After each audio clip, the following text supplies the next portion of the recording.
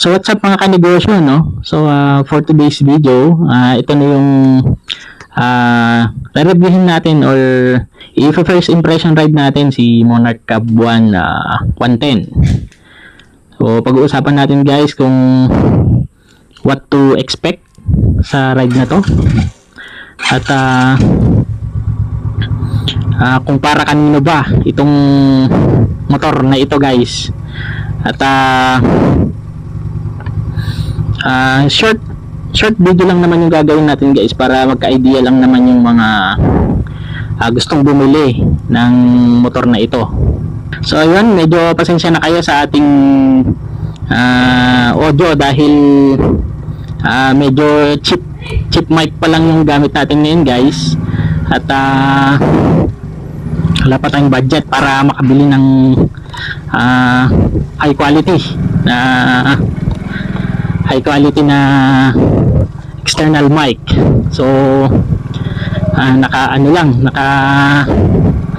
naka-synchronize lang yung ano natin or naka-connect lang yung microphone sa ating cellphone. So nagre-record din yung phone natin dyan sa harapan. So ayan, medyo madulas.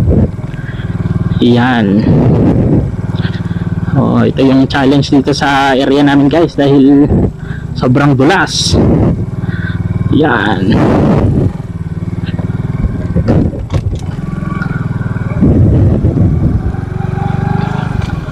So katatapos lang kasi ng ulan dito guys kaya medyo medyo maputik ang daan dito guys. Kahapon na-drive na natin to actually. Medyo naninibago lang tayo guys dahil yun nga, ngayon lang tayo nag-drive ulit ng semi-automatic na motor. So nilabas natin tong Cab 110 last week and konti pa lang yung naglabas nitong mga motor na ganito guys dahil bagong player si Monarch dito sa area at hindi familiar yung mga tao dito. So today is Sunday. Maya-maya tayo pumunta sa motor. I-film muna natin yung ride. So yan guys. Ayan, film natin yung ride guys. So ngayon lang ulit tayo nag motor. Naninibago pa tayo sa foot brake guys dahil nasanay tayo sa sasakyan na ang ginagamit natin is dito silinyador ang right foot natin na pinangapak and brake din naman siya pero dito medyo siya guys, medyo naninibago lang talaga ako, hindi ako sanay na nag-aano sa motor. So try natin na guys na sanayin yung paa natin na brakes ang dito sa motor na to. So yan, papunta tayo dito sa Isabela State University at dito tayo mag first impression ride or first ride impression dito sa ating Monarch Cab 110. So medyo naninibago talaga ako guys sa pagdadrive ng motor na to dahil yun nga, nasanay tayo sa automatic na vehicle. So punta tayo dito guys sa unit at so itong unit is hindi tayo masyadong magiging ngayon guys, masyadong technical dahil marami nang nag-review ng specs ito and yung technical specs niya nandun naman sa mga vlog na nila. Pwede nyo silang i-search dahil first time naman nating mag-review ng motorcycle, lalo na at own unit natin to guys. Kaya lang pala itong vlog na to is hindi sponsored ng Monarch, Skygo. Sarili nating unit to, bumili natin. So nakita ko kasi nung nag-search ako sa YouTube, wala pang masyadong meron nito. So sabi nung kinuhanan ko sa Skygo Alicia branch, tayo pa lang daw yung meron nito dito sa area. So isa ko sa mga pioneer na nagmamay-ari ng Skygo ng Monarch Cab 110. So first ride impression ko, guys, ang motor ay medyo ano siya, hindi naman yung negative side, kasi expected mo naman na dahil cab type ito, hindi siya sing responsive kagaya ng mga FI engines. Para sa akin goods lang, dahil hindi ako kumbaga hindi ano ba ang tawag ito, hindi ko purpose yung mabilis na takbuhan. So gusto ko yung relax ride lang siya. So okay sa akin tong Monarch Cab 110. Ano ba yung mga kinonsider ko dito kung bakit ko napili si Monarch Cab 110 na bilihin versus dun sa mga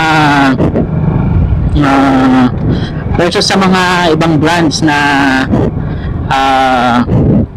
may pangalan na talaga. So like yung mga Japan brands. Una, nanggaling tayo sa Japan brand, yung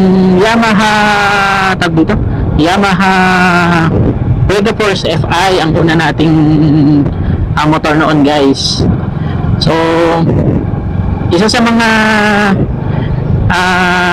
gusto ko sana na motor is yung mga scooter lang na automatic lang din, like Honda Click, hindi pala Honda Click, Honda Beat, Yamaha Mio, kasi meron tayo kasing bigasan and medyo masakit sa bulsa ang gas dahil mataas ang presyo ng gas ngayon. So parang ang ano natin, guys, is para ma-eliminate yung gasto natin sa gas, bumili tayo ng motor para pang-deliver ng bigas, dahil pa isa-isang sako yung bibilihin natin, medyo aaray ka talaga sa aaray ka sa bulsa, dahil magasta ang naka 4 wheels. So meron tayong ginagamit na 4 wheels, guys, at yun yung pinang-deliver natin pagka maramihan yung bigas. So napansin kasi namin na medyo napupunta yung kita natin sa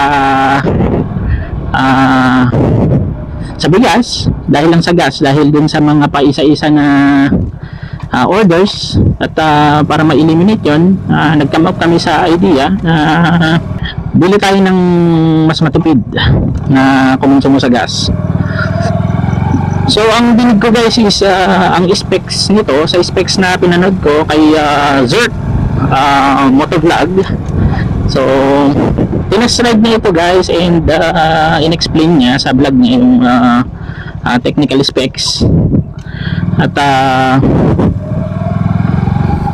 nabanggit sa vlog niya na itong konsumo nito is gumagastos siya ng at least more or less 45 kilometers per liter.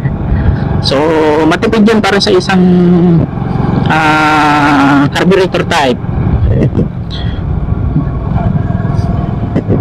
Tipid yun para sa isang carburetor type, dahil saan ka makakita ng, guys, ng 45 kilometers per liter na konsumo. So ang capacity nito is nasa 3.9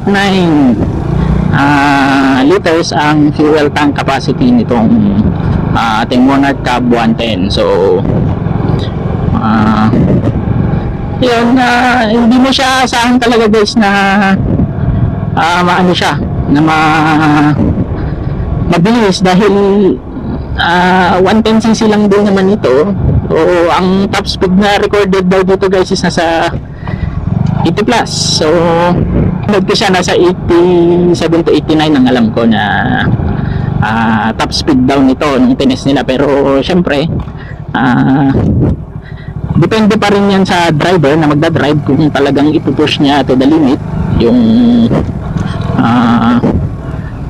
top speed nitong unit na to.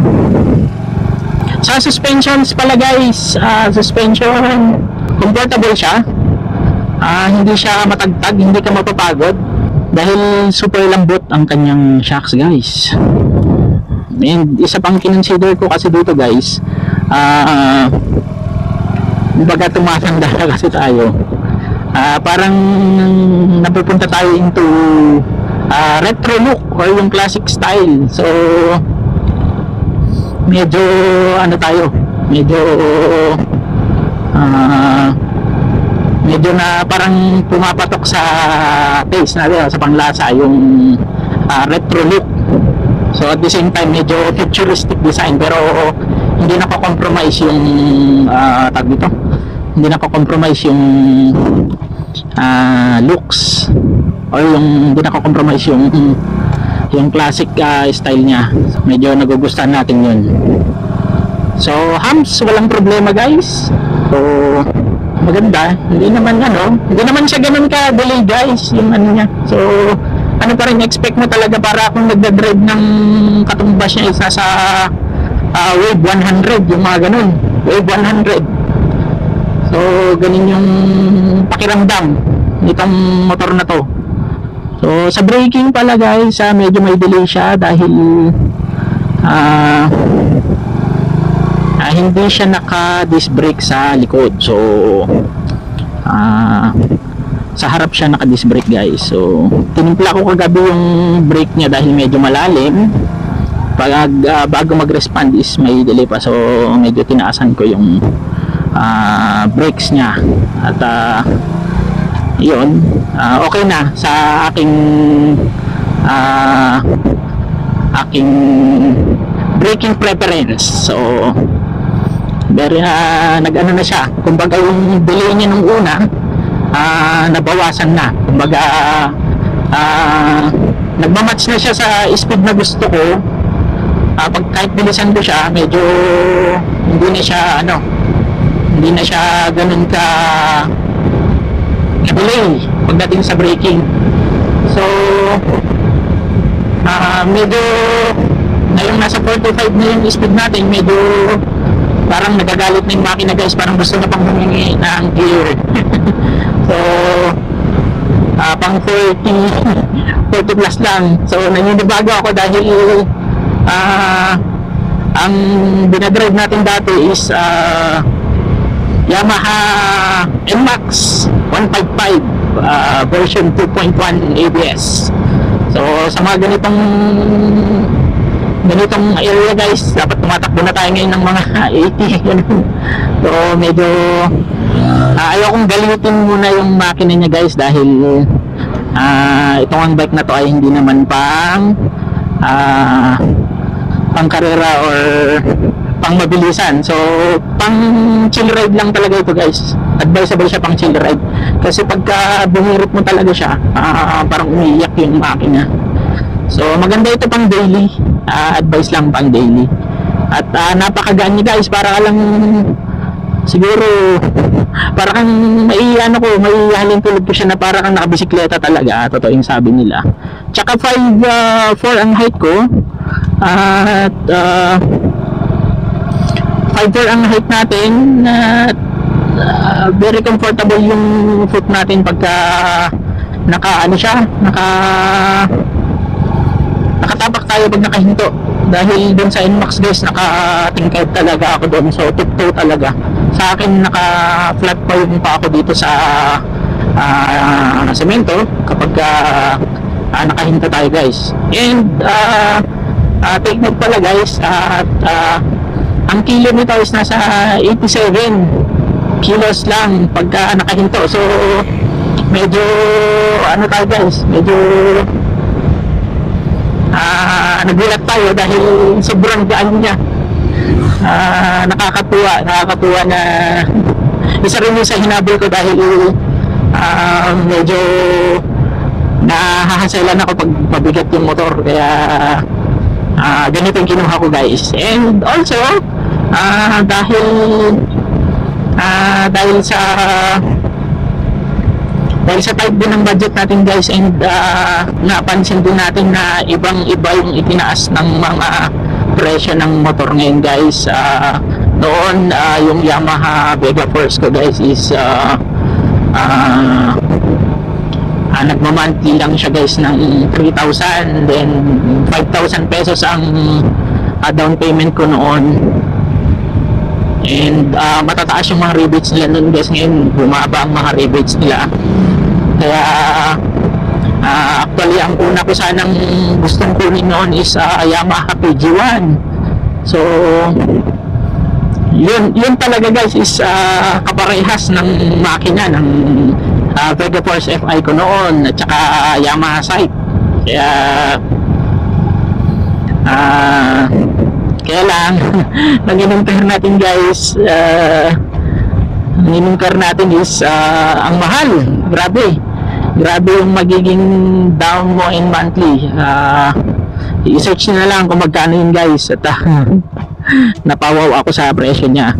Sabi naman nila sulit naman daw sa presyo, pero para sa kanila kasi siguro kayang-kaya nila. Ako aminin natin na hindi naman tayo mayaman, at syempre dun lang tayo sa kaya natin guys. So kinuha natin to sa Skygo Alicia, at very smooth ang transaction sa Skygo Alicia. So sa mga taga Isabela, visit your Skygo branch. Kahit pala sa mga taga ibang lugar, sigurado naman merong mga Skygo dyan sa mga lugar nyo na malapit. Visit nyo at tignan nyo yung iba't ibang units ni Monarch, dahil para sa akin maganda siya guys, para sa ano lang, pang araw-araw.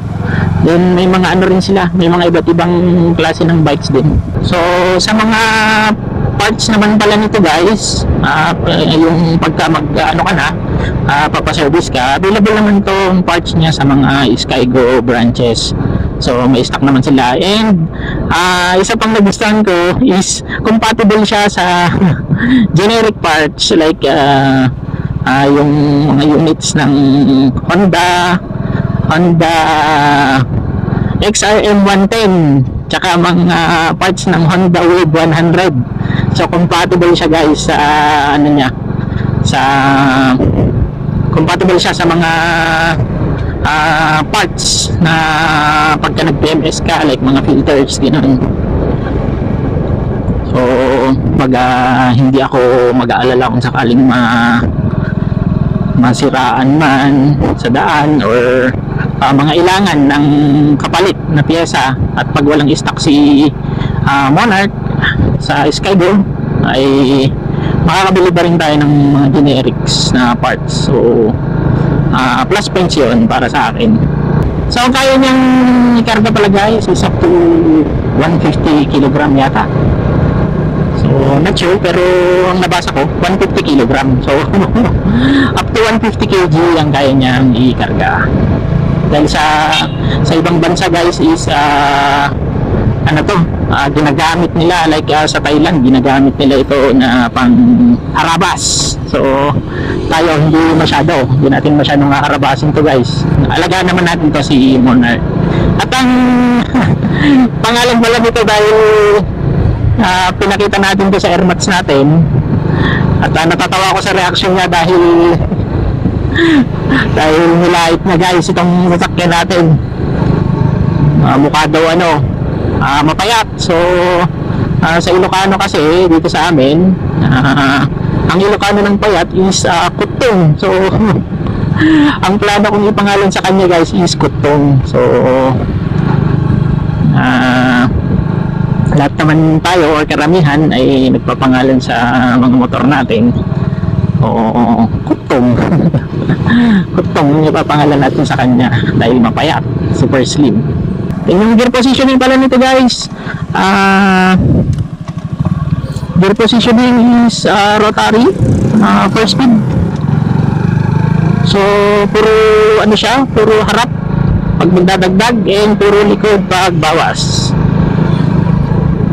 So din tayo nasanay guys, kaya yun din yung kinonsider natin dahil karamihan sa mga ano is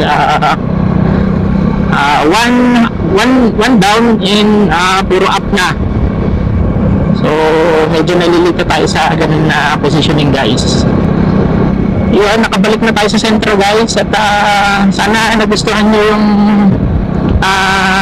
first impression ride natin sa Monarch Cab 110. At pasensya na kayo guys kung hindi tuloy-tuloy yung specs natin dito dahil gusto ko parang maging kwento lang yung ano natin, parang maging kwentuhan lang at hindi walang halong script. Kaya kung ano lang yung lumabas na honest observation natin guys and review natin dito ay yun lang yung sasabihin natin. So ang winner pa rin dun guys is yung bibili dahil depende pa rin sa kanya guys kung ano yung ano niya, yung bibiliin niya na unit. So kung may pangbili kayo, pwede kayong bumili ng mas mahal. Kung wala naman, ano tong Monarch, kumbaga recommended na kunin. Ang ganda naman siya guys, hindi mo siya masasabi na China brand lang, kumbaga may laban. Bonakid. So yun, pauwi na tayo sa bahay guys. Meron akong pa-bonus pala na pa-bonus na info dahil hindi nila sinasabi sa ibang vlog. At parang may reminder dito guys, kasi pag ino-on ko siya guys, ino-on ko na hindi ko pa pinapaandar, kumbaga yung ino-on ko pa lang yung ignition niya sa may tag dito, ino-on ko yung sa may susian, pag tinutok ko yung susi sa may, kumbaga sa may sign niya na mag-on na siya, may nakita kasi ako dito na icon na lumalabas na may Bluetooth. So medyo medyo na-curious ako. Then kinuha ko yung cellphone ko, at trinay kong i-search kung masasearch na yung Bluetooth device na lalabas. At nakita ko itong icon na to, or itong device na to sa Bluetooth search ko. So ipapakita ko sa screen kung ano yung pangalan niya. Then i-connect yun guys. Then pag connected siya successfully, may lalabas na Bluetooth icon dito sa tabi nitong digital speedometer gauge nyo. And na-found out ko guys na para siyang sa Wayconnect na pag may tumatawag sa inyo guys is may lalabas na cellphone, telephone icon, and pati yung number ng tumatawag dito sa may speedometer guys, dito sa may odometer pala. So yung number ng tumatawag sa odometer ay lalabas din. So maglalagay tayo ng short video sa ating sa ating YouTube Shorts para makita nyo yung parang notification screen nya. So dito na naman tayo sa maputik guys. Medyo challenge talaga itong daan dito dahil maputik. Magagamit nyo yung notification na yon pagka yung cellphone nyo guys is nakalagay sa bulsa at hindi dito sa sa cellphone holder. Yun, ito guys ang ating nilagay na accessory.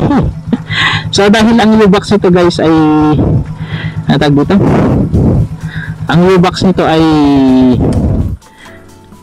wala siyang U-box, so dito yung openan niya. So pag gastang agad yung lalabas guys, and then ito removable.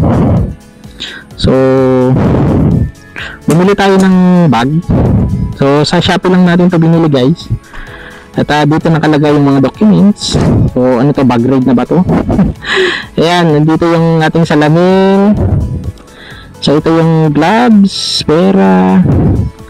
Then ito yung mga documents guys ng motor. So for registration pa siya guys. So yan. Ito, so, kumuha tayo ng toolbox. So ito yung bag na to na medyo parang duffel bag yung itsura. Pabilog siya guys, napahaba. So nilagay natin sa harap. Puro mga tools yung gamit ito guys. So ang freebies pala nito guys na nakuha ko is meron siyang helmet, pero wala silang stock, so inaantay lang natin na magkaroon ng helmet. At meron binigay din na riding jersey, yung long sleeve na dry fit stretchable na may Monarch na tatak, then isang Monarch cap. So yun yung meron na freebies nila. And meron silang paraffle ngayon guys. At nabigyan tayo ng raffle coupons dahil meron pala silang paraffle noon. At ngayon is noon ang premium nila is parang yung cafe racer nila. Hindi ko alam kung Axis yun or ewan ko. Basta parang ano siya, parang Axis yung itsura, 125. Ngayon, ang premium nila is Cab 110 din. So, sana mapanalunan natin guys para makakuha pa tayo ng isang Cab 110 at yung cyan color naman yung kunin natin. So, yun lang guys ang ating first impression ride sa araw na ito. At sana nagustuhan niyo yung video na to. At kung bago ka pa lang sa aming channel, sana mag-subscribe ka para sa mga iba pang information video and reviews. So halo-halo yung reviews natin dito guys, hindi lang iisa, iba-ibang reviews. So ito yung first motorcycle ride review natin, or motorcycle first impression ride review. Sana nagustuhan nyo guys. See you on the next video.